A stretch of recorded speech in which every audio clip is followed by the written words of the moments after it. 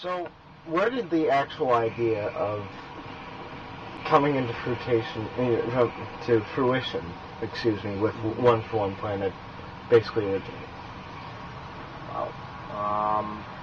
Well, actually, on a flight to Detroit to an anime convention, if you can believe it. I don't think I can. And I know. Trust me, I got the answer. It was like, he now? was so pumped. But no, I mean, we'd been asking ourselves that question for a long time. Before we even met, of sort of what could we do to give back, and then act very actively when we got together. It was really on our runs that it really not only solidified our partnership, but then also, our love of running, and then also that's all we ever talked about was what's going on with the world, and so we kind of kept asking a little bit, and never did I think that at 28,000 feet, just about to drink a sip of orange juice would the answer come literally like a bomb exploding on my head. Saying, all right, son, pull out your journal because here comes your answer. And I, wrote madly, asked questions of the people who were sitting on the left or right of me. And then, I guess was away for 3 weeks in a row and had a chance to kind of really realize, okay, is this totally crazy, or is this viable? Is this possible? Is this all the questions? And then had the courage to tell Steph on the third weekend. And she said, yes, it's absolutely crazy. And I love crazy people. And so 3 weeks later, she said, I know you'll never ask me, so I'd really like to do it too. And so we did a backflip on the trail. You did a backflip on the trail. Yeah, and we decided, December 9th, 2006, we said, okay, you know what, by the end of this 10K, we're going to decide if we were doing this. And it was so obvious. It was so obvious. We said it was like, let's decide by the end if we're going to do it. It was like, well, I've already decided. I was like, well, me too. It was like, okay, well, we're going to do it then. And it was like, really? Yeah. You can do it? But we didn't want to. We didn't want to BS. I think we didn't want to BS ourselves or anybody else. And so, but essentially, I'll never forget that moment. I know exactly where we were. It certainly helps having somebody, to be accountable with, because I think at so many points, for some people maybe it's one, for some people it's many times. You're asking yourself, is this really what I'm meant to be doing with my life? Am I really leading my best life, right? And we were leading great lives, but when we were really honest with ourselves, in the privacy of our own minds, we knew that, I think there's something a little bit more that we could be giving back to the world with our one precious and short time here on Earth. And it was really obvious. People say, why the run? In a way, it's, again, go back to the dog analogy. It's like when you go and you want to choose that puppy, the puppy chooses you as much as you choose it, right? And it's kind of like that. I really felt like when Matt said what the vision was that came to him, it was like, oh, of course I'm meant to do that. It was just that obvious. Right? So in a way you can describe, you can explain it and rationalize it in a logical sort of left brain way. In a way, it's just like it just is what it is. It's something that lives, Kind of like once the fire got stoked, it was like. Oh yeah. Hey, the best things in life usually are crazy, but will work out in the end. So, absolutely. Yeah. And we went crazy a couple of times in the process. I mean, it was. We put everything into this. Literally everything. We decided. We said, you know what? If we're going to do this, we are putting it all in. We're not holding back on anything. And I can honestly sit here and say we did not hold back on anything. To the point where our families were even going like, okay, we know you guys are busy planning, but we haven't heard from you in a month. Are you guys alive? Are you eating? Yes, no. Yeah, pretty much. But so really, it was an evolution, obviously, like I think any big thing is.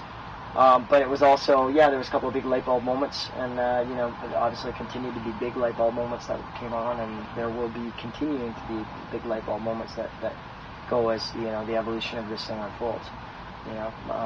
But what you guys saw today is really one level of support on our amazing team. Where we have partnerships with many other companies as well and many other people, and everybody's lending a hand to help us.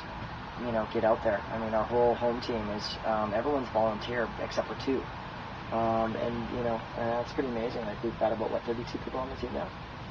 So that's pretty big volunteer base, And the 2 people that are being paid, it's us. No. Yeah, we're making $200,000 a week on this show. He's donating Woo! No. No residuals. Not being paid even a cent. Nothing. Taking uno nickel, zero nickel. Yeah, but I think. But we're well supported, right? Yeah, but I think the reward.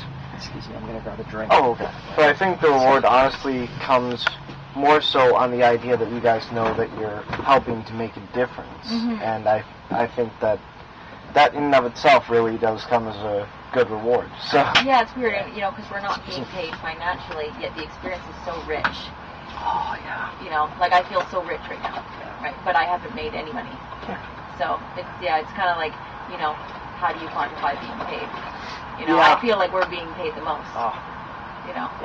But my bank account is like the same. Sometimes. Ditto. Yeah.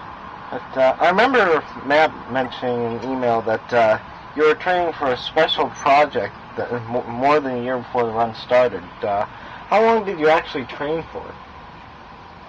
Knowingly or unknowingly? Yeah. Well, okay, 2 points. Because knowingly we trained about 18 months, specifically for the run. So that consisted of anywhere from, like, when we first started, Steph was at about 12 miles. And would sleep for the weekend. That was like max. Yeah. Like I didn't normally run 12 miles. It was more like 10K. She was a 10K specialist. And 12 miles is about 16K. Yeah. And let's see. And then I'd just come off like a horrible Ironman about 6 months later or 6 months earlier. But I'd been doing Ironman triathlons for 7 years in a row. 5 years at that point. Sorry. But I'd taken a break and had just really started to get back into running again. I'd just taken about 3 months off. And then so we just started running again when we got together. So that was about a year and a half.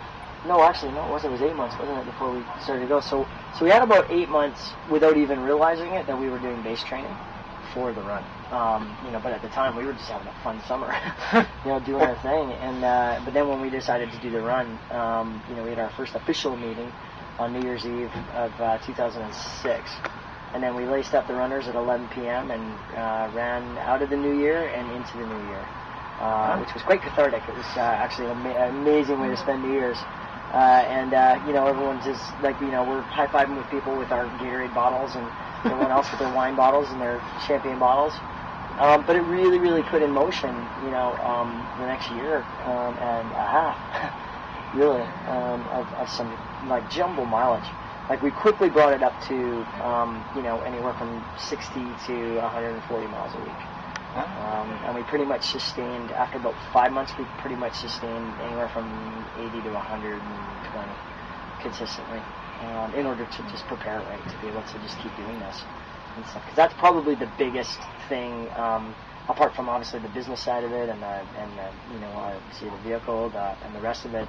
But obviously, we're saying we're the run for one planet. We kind of need to be able to go out there and run, right? And so, that was we needed to build that foundation so strong, so that literally going out and just doing multiple 26 milers is like, okay, another day at the office, and that's how it feels. Yeah.